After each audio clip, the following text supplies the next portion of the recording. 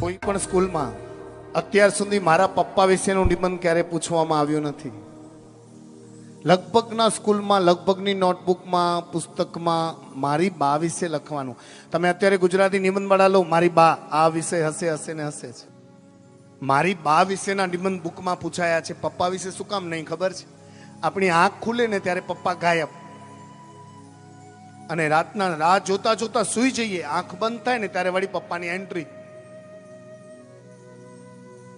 18 વર્ષ નીકળી જાય આપણી લાઈફમાં, મમ્મી અને પપ્પાનો ઝઘડો પણ થાય ને આપણે મમ્મીની જ ફેવર લઈએ, અને જ્યારે પરણી જઈએ ને હવે ભાગલા કરવાનો આવે ને સમય, ત્યારે પણ આપણા મોઢામાંથી એક જ ડાયલોગ, પપ્પા તમે તો રેવા જ દો, શું કર્યું છે મારા માટે.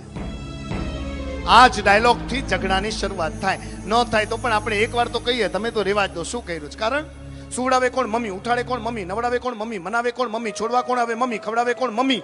બધું જ મમ્મી. આંખ ખુલ્લી હોય તો દિવસનો 18 કલાકનો પ્રેમ આપે મમ્મી. તો આપણને એવું લાગે પપ્પા તો કંઈ કરતા જ નથી.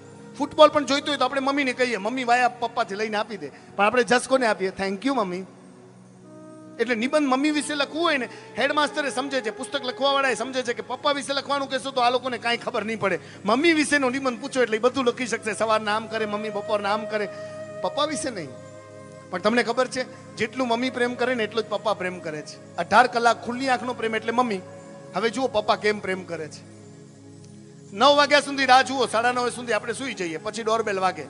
3 માળા 4 માળા હોય, ચડીને કદાચ આવવું પડે. ડોરબેલ વગાડનાર પપ્પા છે ને, આમ આખી થાકની જગ્યા જેટલી છે ને એ બધું ભાર લઈને આવ્યો હોય માથા ઉપર, પણ જેવી ડોરબેલ વગાડે ને થોડો રિલેક્સ થઈ જાય. શું કામ ખબર છે? એને આમ ડોરબેલ વગાડીને આનંદ હોય, લાલો જાગતો હશે તો એક જપ્પી અને એક ચુમ્મી આપીશ. આ ભાવ હોય ને હોય જ. અડધો થાક તો લાલો ઉતારી નાખે, પપ્પા આવી ગયા, પપ્પા આવી ગયા, પપ્પા આવી ગયા કહીને. ડોરબેલ વાગે, દરવાજો ખુલે, વાઈફ એટલે તરત પપ્પા પૂછે, લાલો? ઓ હમણાં જ સૂતો, તમારી બહુ રાહ જોતો હતો. એટલે જે થાક ઉતરી ગયો હોય ને ડબલ ચડી જાય. બેગ મૂકે, લાલો જ્યાં સૂતો હોય ને ત્યાં જાય. જોજો આ બધા સાથે થયું છે, આપણે માર્ક નથી કર્યું, બધા સાથે થયું છે. બેગ મૂકે ને લાલો જો પથારીએ સૂતો હોય, છાતીએ સૂતો હોય ને તો પીઠ પર હાથ ફેરવે, ને પીઠે સૂતો હોય તો છાતી પર હાથ ફેરવે. હાથ ફેરવતા ફેરવતા વાઈફને પૂછે, સુઈ ગયો કા? હા.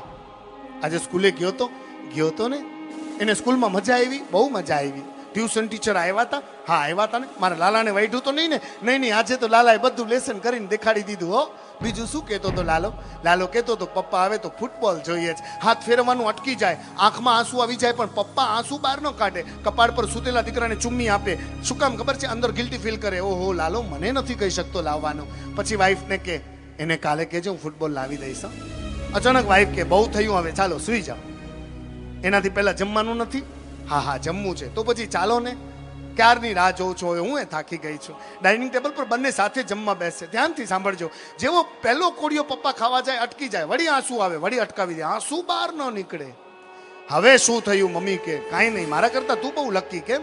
નવડાવે, ખવડાવે, પીવડાવે, મનાવે, કેટલું બધું શેર કરે. ક્યારેક મને એમ થાય પહેલો કોળિયો મારા લાલાને ખવડાવવું, પણ સવારના ઉઠું ત્યારે સૂતો હોય, રાતના આવું ત્યારે સૂતો હોય. અહીંયા મમ્મીએ તરત ટકોર કરી, આટલો પ્રેમ કરો છો લાલાને, થોડા વહેલા આવી જતા હો તો. હવે પપ્પાને સેલ્યુટ કરવાનું મન થાય. શું જવાબ આપે છે બાપ? તારી વાત સાચી છે, બહુ મન થાય કે વહેલો આવી જાઉં, પણ પછી ક્યારેક એવું થાય ને કે હજી 2 પૈસા વધારે કમાઈ લઉં, જેથી કરીને હું તો મારા લાલા માટે મોડો પડું છું, પણ મારો લાલો પોતાના લાલા માટે મોડો ન પડે બાપ. 2 પૈસા વધારે કમાવાનું મન થાય છે. આપણે પપ્પાને બહુ તરછોડી દઈએ છીએ, એને બહુ વટ કરવાનું મન હોય. ઘરમાં એ શહેનશાહ છે બાપ, પણ અમુક વર્ષ પછી આપણે એને ચૂપ જ કરી દઈએ છીએ. નહીં કરતા, એને રાજા રહેવા દેજો. એ હતો ત્યારે તો આપણે છીએ. એના હાથમાં એ 350 વાળી ઘડિયાળ હશે, આપણા હાથમાં તો બાપ એપલ 7-6 આવી ગયું હશે. એ 4 લુગડામાં જીવી જશે. ફાટેલો ગંજી જોઈને દીકરો કે, પપ્પા ગંજી ફાટેલું છે, કાણા છે. પપ્પા હસીને કે, કાણા નથી, બાયોસ્કોપ છે, ધ્યાનથી જો, તારું બ્રિલિયન્ટ ફ્યુચર દેખાશે. પપ્પા નાવાની સાબુથી દાઢી કરો છો? મારું એક પગ ઘરમાં એક પગ મસાણમાં, મને નાવાની સાબુથી દાઢી કરવા દે, તું તારે જીલેટ વાપરશે. પપ્પા ચપ્પલ તૂટી ગયા, રહેવા દે ને, હજી 2 મહિના ચાલી જશે, તું તારે બાટાના શૂઝ વાપરશે. ખબર છે, પરિસ્થિતિ નહોતી ને તોય સ્કૂલની ફીસ ભરીને આપણને ભણાવ્યું છે. આજે સજ્જન બનીને આ માનવતાના સમુદાયમાં અહીંયા બેઠા છે ને, એનો પ્લસ પોઈન્ટ પપ્પાને લાગે છે. મમ્મી તો હજી એ બચી જાય નામ ખરાબ થાય તો, પણ આપણી પાછળ પપ્પાનું નામ તરત ભગવાઈ જાય છે.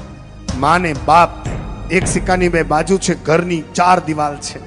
સાચવી લેજો. હા, આજે પણ કહી દઉં, ઘરે હોય જીવન તો જઈને સોરી કહેજો, થોડીક પપ્પી ચુમ્મી આપજો, પપ્પાને ગાલ પકડીને વધાવજો, ઊંચકી લેજો, એવો હેત આપજો જાણે તમારા ફ્રેન્ડ છે. રાતના સૂતી વખતે કદાચ ભગવાન આવશે ને તો કહેશે, 50 વર્ષનો ક્રોધ ભૂલીને પણ આજે ભગવાન આવશે તો કહેશે, હજી એક જન્મ હોય તો આજ સંતાનો આપજે બાપ, આજે જે પ્રેમ કર્યો છે ને એ તો 50 વર્ષ સુધી નહોતો કર્યો. શેર કરજો બાપ લાઈફ એની સાથે, એને જીવતા કરજો. એ જીવે છે આપણા વાંકે, પણ હવે આપણા માટે જીવે, કાંઈક એવું કરજો.